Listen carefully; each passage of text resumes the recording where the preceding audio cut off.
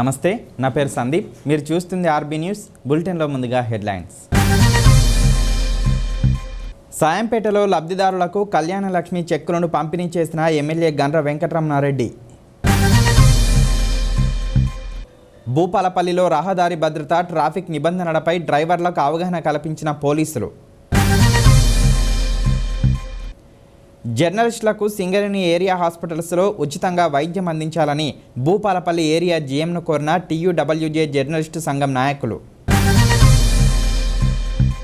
కేంద్ర ప్రభుత్వ ప్రజా వ్యతిరేక పద్ధతులను నిరసిస్తూ శనివారం జాతీయ రహదారి దిగ్బంధం కార్యక్రమాన్ని నిర్వహిస్తున్నట్లు అఖిలపక్షం నాయకులు తెలిపారు. శుక్రవారం భూపాలపల్లిలోని కొమరయ్య భవన్లో అఖిలపక్షం నాయకులు మీడియా సమావేశం ఏర్పాటు చేశారు. ఢిల్లీలో రైతులు చేస్తున్న న్యాయమైన పోరాటానికి భారతదేశ వ్యాప్తంగా మద్దతు వస్తూ ఉన్నది. అంతర్రాష్ట్రీయ అంతర్జాతీయ స్థాయిలో కూడా ఈ యొక్క మద్దతును కూడగట్టుకునే పరిస్థితి వస్తూ ఉన్నది. న్యాయమైన డిమాండ్ కాబట్టి ఈరోజు ఆ ఉద్యమం సుమారు 70 రోజుల పైన ఈరోజు నిలబడి ఉన్నది. ఇప్పటికే కవులు, కళాకారులు, మేధావులు ఈ యొక్క ఉద్యమం మీద తీవ్రంగా స్పందిస్తూ ఇటు సుప్రీంకోర్టు కానీ లేకపోతే కేంద్ర ప్రభుత్వానికి కానీ ఉత్తరాలు రాస్తూ ఉన్నారు. ఒకటి మాత్రం వాస్తవం, ఈరోజు ప్రజా పరిశ్రమలన్నింటినీ ప్రైవేటైజేషన్ చేసిన కేవలం 2-3 రోజులు సమ్మెలు చేసి ఊరుకున్నారు తప్ప అది పెద్దగా దాని మీద అంటే కార్మికుల పక్షాన అంత పెద్ద వ్యతిరేకత రాలేదు. కానీ ఈరోజు అన్నం లేకుండా బతికే పరిస్థితి లేని ఈ రైతులు చేస్తున్న ఉద్యమానికి వాస్తవం చెప్పాలంటే 100% భారతదేశంలో వ్యవసాయ రంగం మీద ఆధారపడి ఉన్నది. కాబట్టి పరోక్షంగా ప్రత్యక్షంగా ఈరోజు వ్యవసాయ రంగం లేకపోతే భారతదేశంలో దాని ప్రత్యామ్నాయం ఇంకోటి లేదు. కాబట్టి ఈ యొక్క 3 అదేవిధంగా విద్యుత్ చట్టాలను బేషరతుగా ఉపసంహరించుకోవాలనే ప్రధానమైన డిమాండ్తో ఈరోజు బీజేపీ ప్రభుత్వం వాళ్ళ మీద ఎన్ని హింసాయుత కార్యక్రమాలు చేస్తున్నా ఈరోజు వాళ్ళు తట్టుకొని నిలబడ్డారంటే నిజంగా చెప్పాలంటే ఇది న్యాయమైన డిమాండ్ కాబట్టి ఇది తట్టుకున్నారు. అదే కాకుండా బీజేపీ ప్రభుత్వం ఈరోజు మఫ్టీలో లేకపోతే ఆర్ఎస్ఎస్ ముఠాలు ఈరోజు పోలీసు వేషాలు వేసుకొని రైతాంగ ఉద్యమాన్ని అణగదొక్కే కార్యక్రమం, వారి మీద ఇనుపరాళ్లతో దాడులు చేసి కత్తులు లేకపోతే మారణాయుధాలతో దాడి చేసే పరిస్థితిని మేము తీవ్రంగా దీన్ని ఖండిస్తా ఉన్నాం. ఇది శాంతియుత పోరాటాలు జరుగుతున్న సందర్భంలో అదే స్థాయిలో రేపు 6వ తారీఖున జాతీయ రహదారుల దిగ్బంధం భారతదేశ వ్యాప్తంగా జరుగుతూ ఉన్నది. దీనికి ముఖ్యంగా వామపక్ష పార్టీలైన సిపిఐ, సిపిఎం, ఫార్వర్డ్ బ్లాక్, గంట సత్యనారాయణ, అదేవిధంగా మిగతా లౌకిక పార్టీలన్నీ కాంగ్రెస్ పార్టీ, తెలుగుదేశం, టీజేఎస్, అదేవిధంగా అన్ని కేవలం బీజేపీ, టీఆర్ఎస్ మినహాయించి మిగతా అన్ని పార్టీల యొక్క రహదారుల దిగ్బంధం కార్యక్రమంలో పాల్గొంటా ఉన్నాయి. ప్రభుత్వం మరి అమలు చేస్తున్న మరి రైతు వ్యతిరేక చట్టాలను మరి వాళ్ళు రైతులను మెడలు వంచి ఈ వాళ్ళు చేసిన చట్టాలను మీరు తప్పనిసరిగా మీరు రైతులు అనుభవించాలి, అమలు పరిచేలా చేస్తున్న ఈ కేంద్ర రాష్ట్ర ప్రభుత్వాలకు మరి చెప్పపెట్టుగా రేపు జాతీయ రహదారి దిగ్బంధ కార్యక్రమం చేపడుతున్నాము. మరి అఖిలపక్ష ఆధ్వర్యంలో మొన్నటికి మొన్న ట్రాక్టర్లతోని మహిళలను కానీ మరి పురుషులను కానీ రైతులను తొక్కించడం జరిగింది. పెద్ద పెద్ద బారికేడు పెట్టి రైతులను వాళ్ళు ఒక నక్సలైట్ల వాళ్ళ లేకపోతే ఉగ్రవాదుల లేకపోతే దేశద్రోహుల ఈ విధంగా మరి కేంద్ర ప్రభుత్వం వారి మీద ఎందుకు ఇట్లా చేస్తున్నారు? మరి దేశవ్యాప్తంగా ప్రజలందరూ చూస్తున్నారు. రైతుల పట్ల రైతే రాజు, దేశానికి రైతే వెన్నుముక అనే నిదానం పోయి వాళ్ళను ఈ కేంద్ర ప్రభుత్వం వాళ్ళను ఒక ఉగ్రవాదులుగా తలపించే విధంగా వాళ్ళ మీద చర్యలు చేపట్టడం సిగ్గుచేటు. కాబట్టి దేశంలో ఉన్న అన్ని పార్టీలు అంటే రాష్ట్రంలో కానీ దేశంలో కానీ రాష్ట్ర ప్రభుత్వానికి కేంద్ర ప్రభుత్వానికి మరి అనుసంధానం ఉన్న పార్టీలు తప్ప మిగతా అన్ని పార్టీలను కలుపుకొని రేపు రహదారి జాతీయ దిగ్బంధం మరి మా భూపాలపల్లి పట్టణంలో సిపిఐ, సిపిఎం మరి మా శివంగుర్త అఖిలపక్షాల ఆధ్వర్యంలో మరి జాతీయ దిగ్బంధం కార్యక్రమం చేపట్టడం జరుగుతుంది. సేవ్ సింగరేణి పేరుతో సింగరేణి వ్యాప్తంగా అన్ని జీఎం కార్యాలయాల ముందు నిరసన దీక్షలు చేస్తున్నట్లు బీఎంఎస్ నాయకులు తెలిపారు. శుక్రవారం భూపాలపల్లిలోని బీఎంఎస్ కార్యాలయంలో బీఎంఎస్ కార్మిక సంఘం నాయకులు మీడియా సమావేశం ఏర్పాటు చేశారు. సింగరేణిలో జరుగుతున్నటువంటి అవినీతి, అక్రమాలు వాటితో పాటు కార్మిక సమస్యలపై సేవ్ సింగరేణి అనే పేరుతోటి దేశవ్యాప్తంగా అన్ని జిఎం ఆఫీసుల దగ్గర ధర్నా ప్రోగ్రాం నిర్వహిస్తున్నాము. దాంట్లో భాగంగానే ముందుగా సింగరేణిని సేవ్ సింగరేణి, సింగరేణిని పరిరక్షించనే పేరుతోటి మొదలుపెట్టాం కాబట్టి మొన్న 3వ తారీఖు హెడ్ ఆఫీస్ దగ్గర పెద్ద ఎత్తున హెడ్ ఆఫీస్ దగ్గర ధర్నా చేయడం జరిగింది. వర్క్స్ అంతా స్తంభింపజేయడం జరిగింది. దాంట్లో భాగంగానే ఈరోజు శ్రీరాంపూర్ను రామగుండంలో కూడా ధర్నా ప్రోగ్రాం జరుగుతుంది. All India general secretary Sudhir Gurude garu రామగుండంకి వస్తున్నారు, నేను శ్రీరాంపూర్ వెళ్తున్నాను. ఇదే విధంగా అన్ని ఏరియాలలో కూడా అన్ని జిఎం ఆఫీసుల దగ్గర ఈ నెల మొత్తం కూడా ఇలాంటి ధర్నా ప్రోగ్రాము, ఒక అవేర్నెస్ ప్రోగ్రామ్ని తీసుకుంటున్నాం. ముఖ్యమైనటువంటిది సింగరేణిలో జరుగుతున్నటువంటి అవినీతి, అక్రమాలు, నిధుల దుర్వినియోగంపై సమగ్ర విచారణ జరిపించాలి. సుప్రీంకోర్టు జడ్జ్, సిబిఐ నుండి ఒకరు, అదేవిధంగా ఇన్కమ్ ట్యాక్స్ నుండి ఒకరు, ఇట్లా టాస్క్ ఫోర్స్ను ఏర్పాటు చేసి సమగ్రంగా విచారణ జరిపించి ఎక్కడైతే సింగరేణి అవినీతి అక్రమాలకు పాల్పడుతున్నారో అట్లాంటి వాళ్ళను కఠినంగా శిక్షించి సింగరేణిని కాపాడాల్సినటువంటి అవసరం ఉంది. ఈరోజు సింగరేణిలో ఉన్నటువంటి నిధులన్నీ దుర్వినియోగం అయినాయి అని అంటే దానికి ముఖ్య కారణం సిఎండ్ఎండిని ప్రోత్సహించే వాళ్ళు ఎవరంటే రాష్ట్ర ప్రభుత్వం. ఈ సిఎండ్ఎండికి కాలపరిమితి ముగిసినా సరే మళ్ళీ కావాల్సుకొని 1 year పొడిగించి ఆయనను, అంటే ఇప్పుడు సింగరేణిలో స్టేట్ గవర్నమెంట్కు సెంట్రల్ గవర్నమెంట్కు చెరింత వాటా ఉన్నదో ఇక్కడ అందరికీ తెలుసు. కానీ ఆ వాటా ఉన్నా కానీ చెప్పినా వినకుండా ఈరోజు సిఎండ్ఎండిని మళ్ళీ పొడిగించడం కారణం ఏంటిది? దాని వెనకాల అంతర్యం ఏంటంటే ఈ సిఎండ్ఎండి కనుక బయటపడితే, ఈ లొసుగులన్నీ బయటపడితే దాంట్లో రాజకీయ నాయకులంతా బయటపడతారని దాన్ని దృష్టిలో పెట్టుకొని చేశారు. అయినా సరే బిఎంఎస్ దాన్ని క్షమించేది లేదు, ఉపేక్షించేది లేదు. ఖచ్చితంగా సిఎండ్ఎండినే కాదు, దానికి సంబంధించినట్టు అధికారులు ఎవరైతే అవినీతి పరులు ఉన్నారో వాళ్ళందరినీ కూడా ఖచ్చితంగా జైలుకు పంపిస్తామని చెప్పేసి ఈ సందర్భంగా తెలియజేస్తూ, ఇక లోకల్ విషయానికి వస్తే సింగరేణిలో కార్మికుల పరిస్థితి భూపాలపల్లిలో మరీ దుర్భరంగా తయారైంది. షిఫ్ట్ చేంజ్ కావాలంటే ఒక బాటిల్ ఇవ్వాలి, లేదా అలో స్లిప్ కావాలంటే వాడికి ఒక కోన్ని కొయ్యాలి, లేదా పార్టీ ఇవ్వాలి.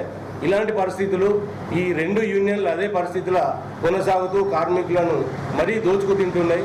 ఈ విషయాలను కొన్ని సందర్భాలలో పై అధికారుల దృష్టికి తీసుకపోయినా నేనైతే ఒక ఆఫీసర్ని అడిగినా, ఏమయ్యా మీకు దీంట్లో ఏమైనా వాటా ఉందా, మరి ఏంది వీళ్ళు ఇట్లా చేస్తా అంటే మీరు ఎందుకు వీళ్ళను మరి మీరు ప్రోత్సహిస్తున్నారు, వాళ్ళ పై వాళ్ళకైనా చెప్పొచ్చు కదా అంటే, అలాంటిది మా దృష్టికి రాలేదు, ఇప్పుడే వచ్చింది, ఇది చేయనీయం, చూస్తాం, ఇది చెప్పడమే తప్ప. అంతేకాకుండా బాయిల విషయానికి అయితే ప్రొడక్షన్ లేదు, ప్రొడక్టివిటీ లేదు, అసలు పట్టించుకున్నోళ్ళు లేడు. పై అధికారులు ఎవరు కూడా బాయిలో దిగినోళ్ళు లేరు. బాయిలో దిగకుండా మీద ఉండి రిమోట్ తోటి ఆపరేట్ చేస్తూ ఉన్నారు. కాబట్టి ఈ సంస్కృతి మంచిది కాదు. ఇప్పటికైనా ఈ బిఎంఎస్ ఆఫీస్ నుంచి మేము పై అధికారులకు విన్నవిస్తాను, తెలియజేస్తాను, డిమాండ్ చేస్తూ ఉన్నాం. ఏంటంటే రేపు మీరు ఎక్కడెక్కడైతే లొసుగులు ఉన్నాయో వాటిని మీరు కనీసం పర్యవేక్షించి ఇటువంటి జరగకుండా చూడాలని చెప్పేసి ఈ సందర్భంగా బిఎంఎస్ ఆఫీస్ చేస్తున్నాం. అంబేద్కర్ రాసిన రాజ్యాంగం కారణంగానే సమాజంలో బడుగు బలహీన వర్గాల ప్రజలు అభివృద్ధి చెందారని చిట్యాల జెడ్పీటీసీ గొర్రె సాగర్ అన్నారు. చిట్యాల మండలం చల్లగరిగ గ్రామంలో శుక్రవారం అంబేద్కర్ విగ్రహానికి శంకుస్థాపన కార్యక్రమం జరిగింది. ఈ కార్యక్రమంలో చిట్యాల జెడ్పీటీసీ గొర్రె సాగర్, టీఆర్ఎస్ నాయకులు, స్థానికులు పాల్గొన్నారు. ఇక్కడ ఉన్నటువంటి పెద్దలందరూ కూడా అంబేద్కర్ యొక్క గురించి చాలా వివరంగా మాట్లాడడం జరిగింది. మరి డాక్టర్ బిఆర్ అంబేద్కర్ గారు రాజ్యాంగం అనేది రాసి ఉండకపోతే ఈరోజు ఇక్కడ ఉన్నటువంటి అణగారిన వ్యక్తులు ఎవ్వరు కూడా ఒక రాజకీయాలలో పదవులలో కొనసాగే వాళ్ళు కాదు. ఆయన ఆ రోజు రాజ్యాంగాన్ని రచించి రిజర్వేషన్ కల్పించడం ద్వారానే ప్రపంచంలో ఎక్కడ లేని విధంగా మన భారతదేశంలోనే ఒక రాజ్యాంగం చాలా క్రమబద్ధంగా అన్ని సబ్బండ జాతులకు అనుకూలంగా ఉన్నటువంటి రాజ్యాంగాన్ని రాసడం మూలంగానే ఈరోజు ప్రతి ఒక్కరు కూడా కులాలకు అతీతంగా ఈరోజు అందరూ కూడా రిజర్వేషన్లు కల్పించడం మూలంగానే ఈరోజు అన్ని కులాల వారు వివిధ పదవులలో కొనసాగుతున్నారు. ఈరోజు రాజ్యాంగం అనేది లేకపోతే ఇక్కడ ఈ మండలానికి ఒక ఎస్సీ సర్పంచ్ ఉండకపోవు, ఒక ఎస్సీ ఎంపీ ఉండకపోవు, ఒక ఎస్సీ జెడ్పీటీసీ ఉండకపోవు, ఒక బీసీ జెడ్పీటీసీ ఉండకపోవు. అంటే రాజ్యాంగం అంబేద్కర్ రాయడం మూలంగానే కింది వర్గాలకు ఈరోజు రిజర్వేషన్ కల్పించడం మూలంగానే ఈరోజు వివిధ పదవులలో కొనసాగుతున్నామనంటే అది కేవలం అంబేద్కర్ గారి యొక్క కృషి అని యొక్క సందర్భంగా తెలియజేయక తప్పదు. తెలంగాణ రాష్ట్రానికి కేంద్రం నుంచి రావాల్సిన నిధులు రాకనే ఇంకా కొన్ని అభివృద్ధి పనులు రాష్ట్రంలో జరగట్లేదని భూపాలపల్లి ఎమ్మెల్యే గండ్ర వెంకటరమణారెడ్డి అన్నారు. వరంగల్ రూరల్ జిల్లా సాయంపేటలో జరిగిన కళ్యాణలక్ష్మి షాదీ ముబారక్ చెక్కుల పంపిణీ కార్యక్రమానికి Bhupalpally MLA Gandra Venkataramana Reddy, Warangal rural ZP chairperson Gandra Jyothi హాజరయ్యారు. అర్హులైన 98 మంది లబ్ధిదారులకు కళ్యాణలక్ష్మి చెక్కులను పంపిణీ చేశారు. ఇప్పుడు కాదని పోరాటం చేసి తెలంగాణ రాష్ట్రాన్ని సాధించుకున్నాం.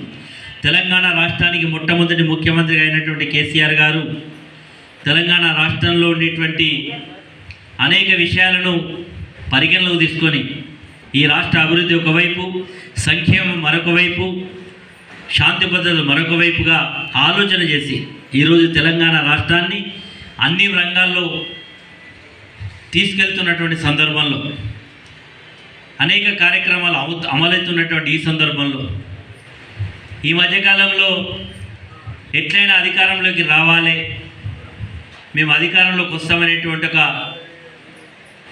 భ్రమతోటి కొన్ని రాజకీయ పార్టీలు విమర్శలు చేస్తూ ఉన్నాయి. ఎందుకంటే ఒకసారి ఇక్కడ ఉండేటువంటి పెద్దలందరూ కూడా ఆలోచన చేయాల్సినటువంటి సమయం ఆసన్నమైంది. ఎందుకంటే ప్రజలందరూ కూడా ఒకటి శాసనసభ కోటేసిళ్ళు, ఒకటి పార్లమెంట్ కేసిళ్ళు, ఒకటి జిల్లా ప్రజా పరిషత్ కేసిళ్ళు, ఒకటి గ్రామ సర్పంచ్ కేసిళ్ళు, 4 ఓట్లు ప్రజలు ఓట్లు వేయడం జరిగింది. ఈరోజు రాష్ట్రంలో తెలంగాణ రాష్ట్ర సమితి అధికారంలో ఉంది. పార్లమెంట్లో భారతదేశంలో నరేంద్ర మోడీ గారి బీజేపీ ప్రభుత్వం అధికారంలో ఉంది. ఈరోజు అధికారంలో ఉండేటువంటి భారత ప్రభుత్వం ఈ రాష్ట్రంలో ఉండేటువంటి భారతదేశంలో ఉండేటువంటి అన్ని రాష్ట్రాలను ప్రేమపూర్వకంగా చూడాలి, అందరినీ కూడా ఒకే పంతుతో చూడాలి. కానీ మొన్న రాష్ట్ర ప్రభుత్వం, కేంద్ర ప్రభుత్వం ప్రవేశపెట్టినటువంటి బడ్జెట్ ఒకసారి కనుక అధ్యయనం చేసినట్టయితే తెలంగాణ రాష్ట్రానికి మొండి చేయి చూపెట్టడం జరిగింది. బడ్జెట్లో ఇవ్వాల్సినటువంటి నిధులు ఇవ్వడంలో కానీ, ఆనాడు రాష్ట్రాన్ని విభజించే సందర్భంలో పెట్టినటువంటి అంశాలను పరిష్కరించడంలో కానీ, నిధులు ఇవ్వడంలో కానీ పూర్తిగా నిర్లక్ష్యానికి గురి కాబడ్డ తెలంగాణ. ఆనాడు కాళేశ్వరం ప్రాజెక్టు జాతీయ ప్రాజెక్టుగా కట్టాలి, దీనికి జాతీయ హోదా ఇవ్వాలి, కేంద్ర ప్రభుత్వం సహకారం ఇవ్వాలని చట్టంలో పొందుపరచడం జరిగింది. భారత ప్రధాని ఆనాడు ఉండేటువంటి మన్మోహన్ సింగ్ గారు చెప్పడం జరిగింది. అదేవిధంగా ఆంధ్రాలో ఒక ఉక్కు కర్మాగారం ఉంది, తెలంగాణలో కూడా ఒక ఉక్కు ఉండాలి, బయ్యారంలో అపారమైనటువంటి ఖనిజ నిల్వలు ఉన్నాయి, అక్కడ ఒక స్టీల్ ఇండస్ట్రీ రావాలని దానికి కూడా చట్టంలో పెట్టడం జరిగింది. మన ప్రాంతంలో ఒక ట్రైబల్ యూనివర్సిటీ రావాలని, అదేవిధంగా మన కాజిపేటలో ఒక కోచ్ ఫ్యాక్టరీ రావాలని, అదేవిధంగా ఆల్ ఇండియా ఇన్స్టిట్యూట్ ఆఫ్ ఒక మెడికల్ సైన్స్ రావాలని అనేక అంశాలు పొందుపరిస్తే అధికారంలోకి వచ్చి 7 సంవత్సరాలైనా ఇప్పటి వరకు తెలంగాణ రాష్ట్రం విషయంలో, తెలంగాణకి ఇవ్వాల్సిన నిధుల విషయంలో పూర్తిగా నిర్లక్ష్యం కాబడ్డది కేంద్ర ప్రభుత్వం యొక్క పరిపాలన. అలాంటి వాళ్ళే ఈరోజు వచ్చి ఈనాడు ఇన్ని కార్యక్రమాలు జరుగుతున్నాయి. తెలంగాణ రాష్ట్రం సంక్షేమ రంగంలో, అభివృద్ధి పదంలో బాగా అభివృద్ధి చెందినటువంటి గుజరాత్, మహారాష్ట్ర లాంటి రాష్ట్రాలతో మరి ఈరోజు తెలంగాణ రాష్ట్రం పోటీ పడుతుందంటే ఇక్కడ పరిపాలన చేస్తున్నటువంటి పాలకుల యొక్క మరి అనుభవం, ఇక్కడ ఉండేటువంటి ప్రజలకు ఏం కావాలో తెలుసుకొని చేస్తున్నటువంటి సందర్భాన్ని గుర్తు చేస్తూ ఉన్నా. క్షణాల్లో మనం చేసుకోవడం జరిగింది. ఇవాళ మరి మన రూరల్ జిల్లాలో 16 మండలాలు ఉంటాయి. అందులో ఇవాళ షాంపేట మండలం ఒకటి. మరి ఇవాళ ఈ షాంపేట మండలం నుంచే దాదాపుగా 8 కోట్ల రూపాయలు మన షాంపేట మండలానికే ఇచ్చుకున్నామంటే మీరందరూ కూడా ఒకసారి ఆలోచన చేయండి. ఇవాళ 16 మండలాలు, 32 జిల్లాలు, 119 నియోజకవర్గాలు, రాష్ట్ర వ్యాప్తంగా ఇవాళ ఎన్ని కోట్లు అవుతాయో మీరు ఒకసారి ఆలోచన చేయాలి. 14,000 కోట్లని ఇంతకుముందు మిత్రులు సర్పంచ్ ప్రసాద్ గారు చెప్పిండ్రు. 14,000 కోట్లు కాదు, ఎంతమంది అర్హులుండి ఎంతమంది అప్లై చేసుకుంటే అంతమందికి ఇచ్చే విధంగా మన ముఖ్యమంత్రి గారు ఇవాళ కళ్యాణ లక్ష్మి, షాదీ ముబారక్ చెక్కులు అందరికీ కూడా ఇవ్వడం జరుగుతూ ఉందంటే నిజంగా ఇవాళ మరి మన రాష్ట్ర ముఖ్యమంత్రి వర్యులు దీన్ని చాలా ప్రతిష్టాత్మకంగా తీసుకొని పేదింటి మరి తల్లిదండ్రులకి, ఆడపిల్లల తల్లిదండ్రులందరికీ చేదోడు వాదోడుగా ఉండాలి, వాళ్ళకి నా వంతుగా ఎంతో కొంత ఆదుకోవాలనే ఉద్దేశంతో, మంచి ఉద్దేశంతో ప్రవేశపెట్టినటువంటి పథకం ఈ కళ్యాణ లక్ష్మి షాదీ ముబారక్ పథకం. ఆ పథకాన్ని ప్రవేశపెట్టి ఇప్పటి వరకు మరి ముందు 50,000, తర్వాత 75,000, ఇవాళ 1,00,000 రూపాయలు ఇస్తున్నారంటే మరి వారు నిజంగా ఇవాళ అందరి మీద, రాష్ట్రంలో మరి వాళ్ళ ఉన్నటువంటి ప్రజలందరి మీద ఒక మంచి ఉద్దేశం, ఒక ప్రేమపూర్వకమైనటువంటి సదుద్దేశం ఉంది కాబట్టే ఇవాళ దీన్ని పక్కాగా అమలు పరుస్తున్నారని సందర్భంగా మీ అందరికీ తెలియజేస్తా ఉన్నాను. ప్రయాణికులందరి ప్రాణాలు డ్రైవర్ల చేతిలో ఉంటాయని, వాహనాలు నడిపేవారు రోడ్డు భద్రతా నియమాలను తప్పకుండా పాటించాలని భూపాలపల్లి డీఎస్పీ సంపత్రావు కోరారు. భూపాలపల్లిలోని లారీ, ఆటో డ్రైవర్లందరికీ శుక్రవారం పోలీసులు అవగాహన కార్యక్రమం ఏర్పాటు చేశారు. రహదారి భద్రతా వారోత్సవాల సందర్భంగా రోడ్ల భద్రత, ట్రాఫిక్ నిబంధనలపై డ్రైవర్లకు అవగాహన కల్పించారు.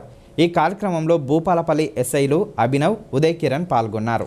ప్రతి ఒక్కరు మేము రెగ్యులర్గా డైలీ రోడ్ల మీద ఉండి వెహికల్ చెకింగ్ చేస్తూనే ఉన్నాం, ప్రతి ఒక్కటి అందరికీ చెప్తూనే ఉన్నాం. అయినా కూడా ఒకసారి అందరికీ మీటింగ్ పెట్టి ఒక అవేర్నెస్ ప్రోగ్రామ్ టైప్ ఒకసారి అవగాహన కల్పించిన తర్వాత ఏదైనా కూడా మనం రోడ్డు మీద వెళ్ళిన తర్వాత కూడా మనం ఫైన్ చేయడం కానీ చేస్తే బాగుంటుందని ఒక ఉద్దేశంతో ఈరోజు ఈ యొక్క వారోత్సవాల్లో భాగంగా ఈ యొక్క కార్యక్రమం కండక్ట్ చేయడం జరుగుతుంది.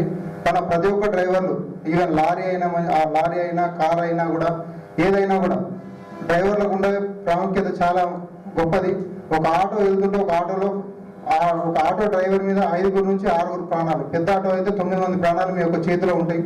అదేవిధంగా కారు, ట్యాక్సీ ప్లేట్ సంబంధించి కారుకు సంబంధించి ఒక 5 నుంచి 10 మంది ప్రాణాలు మీ చేతిలో ఉంటాయి.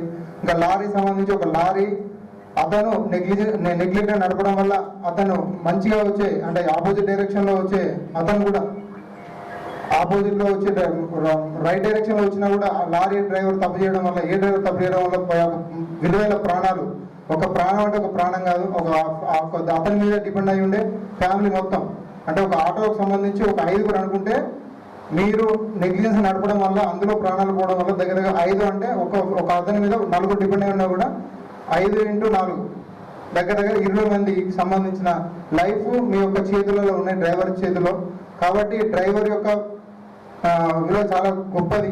కాబట్టి ప్రతి ఒక్కరు డ్రైవింగ్ లైసెన్స్ మెయింటైన్ చేసుకుంటూ చాలా ట్రాఫిక్ నిబంధనలు పాటించుకుంటూ రాంగ్ డైరెక్షన్లో రాకుండా, ఎక్కడైతే మీకు కారు కానీ, తర్వాత ఆటో కానీ, లారీ కానీ ఎక్కడైతే మీకు అడ్డాలు స్పెసిఫిక్గా మీకు కేటాయించబడ్డాయో అక్కడే పార్క్ చేసుకుంటూ, రోడ్డు మీద ఇష్టానుసారంగా పార్క్ చేయకుండా, ఎస్పెషల్లీ లారీలు రోడ్ల మీద ఇక్కడ నుంచి అక్కడ వరకు ఉన్న భూపాలపల్లిలో ఎంటర్ అవుతుంటే చాలా నేరో రోడ్స్, 1 వే. కాబట్టి మీరు ఒకసారి లారీలో 1 సైడ్ పార్క్ చేయడం వల్ల మళ్ళీ ఒక వెహికల్ పాస్ అయ్యే పరిస్థితి లేదు ఒక టౌన్లో. కాబట్టి లారీ వాళ్ళు ఎస్పెషల్లీ రోడ్ల మీద పార్క్ చేయమని ప్రతిసారి చెప్తున్నాను. ఒకసారి పిలిపించి కౌన్సిలింగ్ కూడా చేసినాం. లారీ వాళ్ళు రోడ్డు మీద ఎట్టి పరిస్థితుల్లో కూడా పార్క్ చేయవద్దు. మాతోటి 2 సబ్ ఇన్స్పెక్టర్స్కు మరియు మీడియా మిత్రులకు, తర్వాత డ్రైవర్ సోదరులందరికీ నా యొక్క నమస్కారాలు. మీకు తెలుసు, అన్నిటికంటే విలువ ఏదంటే ప్రాణం. దేశంలో మీరు మనం క్యాల్కులేషన్ తీసుకుంటే అత్యధికంగా అనారోగ్యం కంటే ఎక్కువ చనిపోయేది యాక్సిడెంట్ల వల్లనే చనిపోతున్నారు. ఏ రోజు చూసినా మనం న్యూస్ పేపర్లో 4, 5, 3 చొప్పున చనిపోతున్నారు. ఇంతకుముందు మా ఎస్ఐ గారు చెప్పినట్టు ఒక డ్రైవర్ ఒక చేతిలో దాదాపు ఒక 40-50 మంది జీవితాలు ఆధారపడతాయి. అందులో ఉదాహరణకు 4 ఉన్నారనుకోండి, ఆ 4కి వాళ్ళ చిల్డ్రన్, వాళ్ళ పేరెంట్స్, వాళ్ళ మీద ఆధారపడి బతికేవాళ్ళు. మీకు తెలుసు, గతంలో బాధితులు మీ దానిలో ఉండొచ్చు, మీ పక్కింటిలో ఉండొచ్చు, మీ బంధువులలో కూడా ఉండొచ్చు.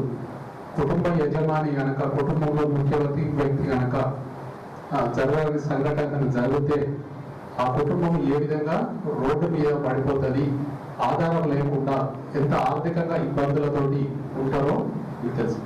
యాక్సిడెంట్ అనేది యాక్సిడెంట్ కొందరు అనుకుంటారు సార్ తను మంచి డ్రైవర్, గతంలో ఎప్పుడు చేసి ఉండేవాడు. కానీ యాక్సిడెంట్కు మంచి చెడు అనేది ఏముండదు. మనలో మనం రక్షించుకుంటూ డ్రైవ్ చేస్తూ ఎదుటి వ్యక్తిని కూడా రక్షించుకుంటే వేరే. మీకంతా తెలుసు, ఇప్పుడు ఒకవేళ మనం జాగ్రత్తగా డ్రైవ్ చేసుకుంటేనైనా ఎదుటి వ్యక్తి కూడా సేఫ్ జాగ్రత్తగా డ్రైవ్ చేయాల్సి ఉంటుంది. అవి ఆ నిబంధనలు ఇవన్నీ ఎప్పుడు జరుగుతాయి, అందరం సేఫ్గా ఎప్పుడు ఉండగలుగుతాం, అందరికీ అవగాహన ఉన్నప్పుడు అందరూ జాగ్రత్తగా తీసుకోవాలి. భూపాలపల్లి ఏరియాలో పనిచేస్తున్న జర్నలిస్టులకు సింగరేణి ఏరియా హాస్పిటల్లో ఉచిత వైద్యం అందించాలని TUWJ రాష్ట్ర నాయకులు రాజనారాయణ కోరారు. ఈ మేరకు శుక్రవారం భూపాలపల్లి ఏరియా SO2GMకు TUWJ ఆధ్వర్యంలో వినతి పత్రం అందజేశారు.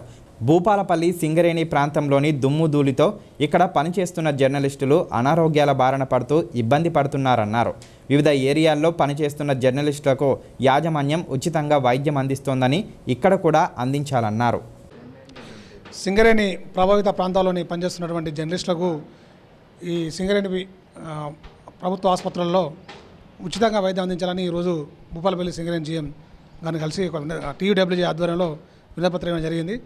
గత కొన్నేళ్ళుగా ఇక్కడ భూపాలపల్లి ప్రాంతంలో సింగరేణి వార్తలు కవర్ చేయడంతో పాటు ఇక్కడ ఉన్నటువంటి ఈ కలుషితమైన వాతావరణాన్ని పీల్చుకుంటూ అనేక మంది జర్నలిస్టులు వివిధ వ్యాధులకు బారిన పడుతున్నారు. దీంతో చాలామంది కూడా వైద్యం చేసుకునే పరిస్థితి లేక అవస్థలు పడే పరిస్థితి నెలకొంది. దీంతో ఈ గతంలో కూడా మందమర్రి ఇటు మంచిర్యాల కొత్తగూడ ప్రాంతాల్లో కూడా జర్నలిస్టులకు ఆయా ఏరియాలో ఉన్నటువంటి ఆసుపత్రుల్లో ఉచితంగా సింగరేణి హాస్పిటల్లో ఉచితంగా వైద్యం అందిస్తున్నారు. భూపాలపల్లి ప్రాంతంలో పనిచేస్తున్నటువంటి జిల్లా కేంద్రంతో పాటు పక్కనే ఉన్న గణపురం, వెంకటాపురం, ఇటు తాడ్చెల్ల మండలాల్లో కూడా పనిచేస్తున్నటువంటి జర్నలిస్టులు కూడా ఈ సింగరేణి ప్రభావిత ప్రాంతం ఉంది కాబట్టి ఈ ప్రాంతంలో పనిచేస్తున్న జర్నలిస్టులతో పాటు భూపాలపల్లి జిల్లా వ్యాప్తంగా ఉన్న అందరూ కూడా సింగరేణిలో ఎక్కడైతే కార్పొరేట్ స్థాయి హాస్పిటల్ ఉన్నాయో అన్ని ప్రతి ఒక్క హాస్పిటల్లో కూడా ఉచితంగా వైద్యాన్ని అందించాలని డిమాండ్ చేస్తున్నాం. TUWJ ఆధ్వర్యంలో ఈరోజు ఇక్కడ పనిచేస్తున్నటువంటి భూపాలపల్లి జిల్లా కేంద్రంగా పనిచేస్తున్నటువంటి సింగరేణి ప్రాంతంలో విపరీతమైనటువంటి పొల్యూషన్ ఉంటుంది కాబట్టి ఈ ప్రాంతంలో పనిచేస్తున్నటువంటి జర్నలిస్టులు అందరూ కూడా తరచుగా వ్యాధులకు గురయ్యేటువంటి ప్రమాదం ఎక్కువగా ఉన్నందున ఈరోజు వాళ్ళందరికీ కూడా ఉచితమైనటువంటి వైద్య సేవలను అందించాలని చెప్పేసి కోరుతూ ఈ సింగరేణి జనరల్ మేనేజర్కు విజ్ఞప్తి చేయడం జరిగింది. ఆ దిశగా అందరికీ కూడా ఉచితమైన నాణ్యమైన వైద్య సేవలు అందించి జర్నలిస్టుల యొక్క ఆరోగ్య భద్రత కల్పించాలని కోరడం జరిగింది. తమ రోజువారీ కూలీ పెంచాలని సుమారు 80 మంది చేనేత కార్మికులు సాయంపేటలోని చేనేత సహకార సంఘం కార్యాలయం ముందు నిరసనకు దిగారు. రోజువారీ కూలీ పెంచాలని డిమాండ్ చేస్తూ చేనేత కార్మికులు శుక్రవారం సాయంపేట చేనేత సహకార సంఘం కార్యాలయం ముందు నిరసన చేశారు. పాలకవర్గం స్పందించి తమ సమస్యలు పరిష్కరించాలన్నారు.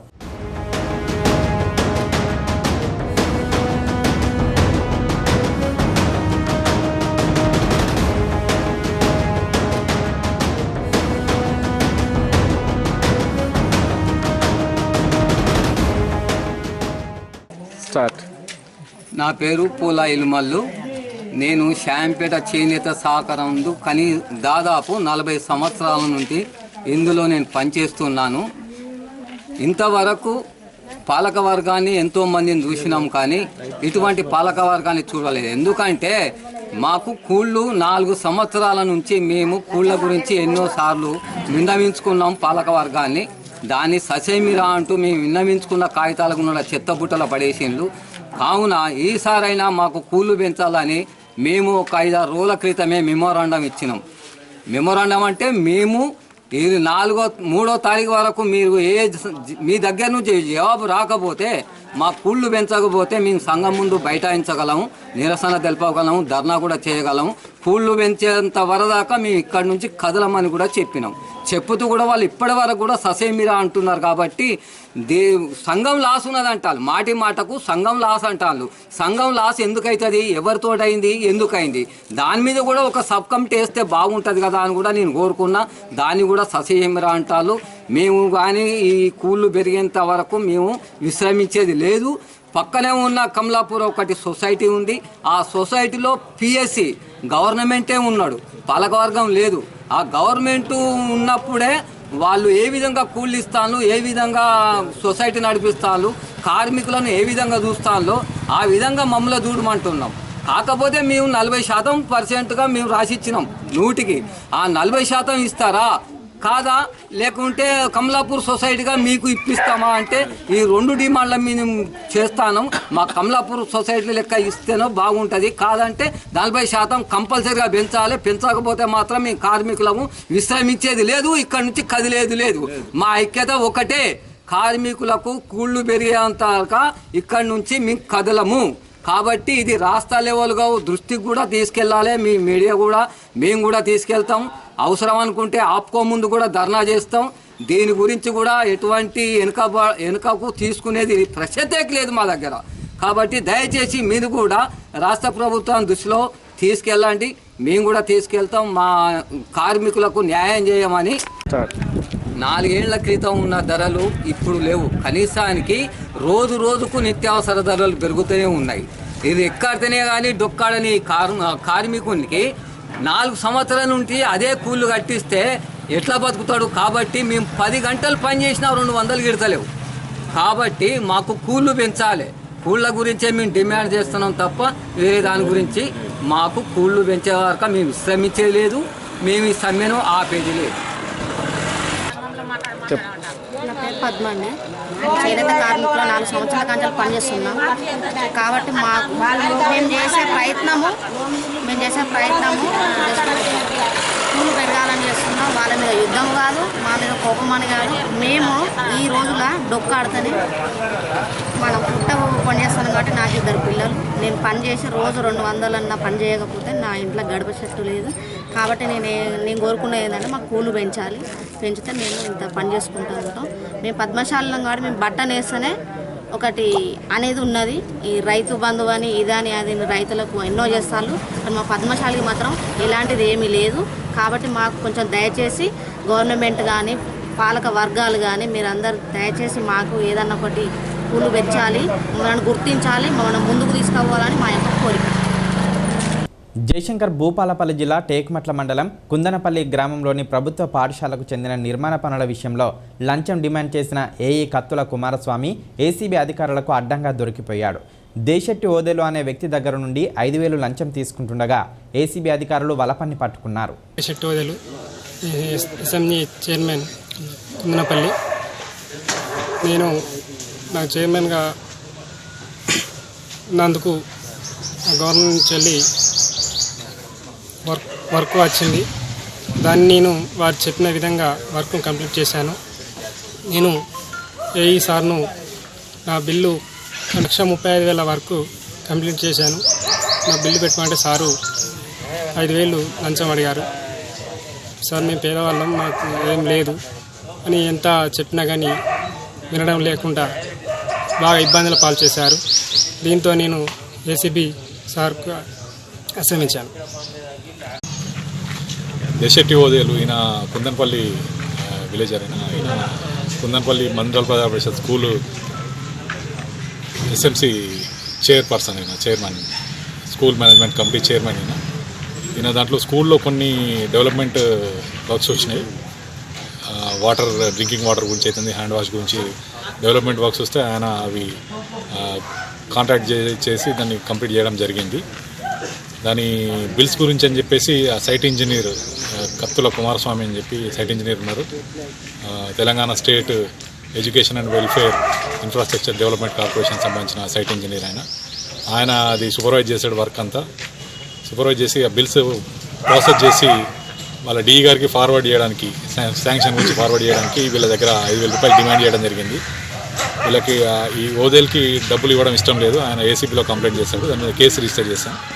ఈరోజు ట్రాప్ లే చేశాము. అమౌంట్ ఏదైతే ఆయన డిమాండ్ చేస్తాడో ఆ రోజు 5,000 రూపాయలు అది ఈరోజు మళ్ళీ డిమాండ్ చేసి తీసుకుంటూ రెడ్ హ్యాండెడ్గా దొరికాడు. అమౌంట్ కూడా రికవర్ అయింది. కెమికల్ టెస్ట్ కూడా పాజిటివ్ రిజల్ట్ వచ్చింది. ఆయన్ని అదుపులోకి తీసుకున్నాము. విచారణ కొనసాగుతుంది. ఇప్పుడు లచ్చక్క ముచ్చట్లను చూద్దాం.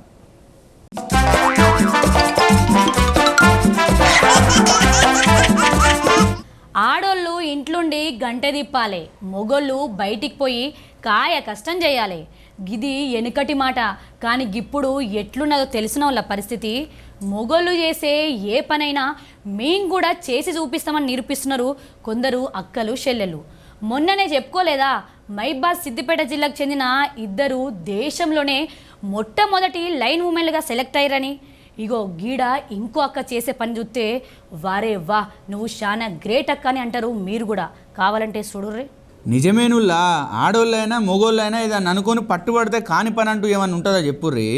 యోగి పెద్ద టైర్లతో కుస్తీ పడుతున్న ఈ అక్కను చూస్తున్నారు కదా. అక్క పేరు ఆదిలక్ష్మి. ఊరు భద్రాద్రి కొత్తగూడెం జిల్లా పాతంచనాపురం. తెలంగాణలో తొలి మహిళా మెకానిక్ అక్కనే. భర్తకు మెకానిక్ షాప్ ఉన్నదట. వీళ్లకు 2 పిల్లలు.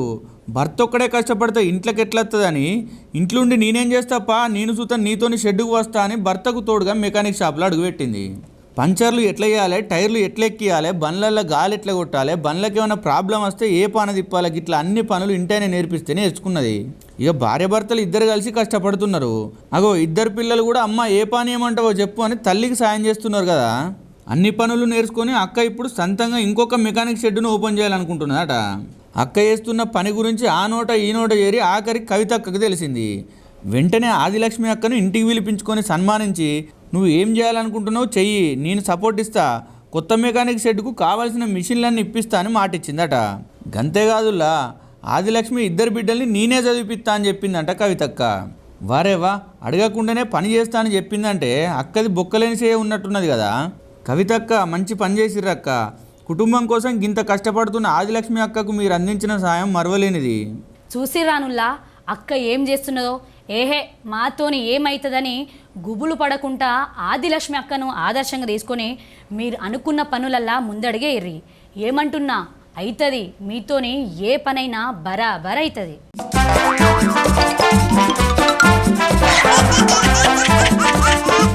చూశారుగా లచ్చక్క ముచ్చట్లు. ఇవి ఈ బులెటిన్ విశేషాలు. మరిన్ని విశేషాలతో మరో బులెటిన్లో కలుద్దాం. నమస్కారం.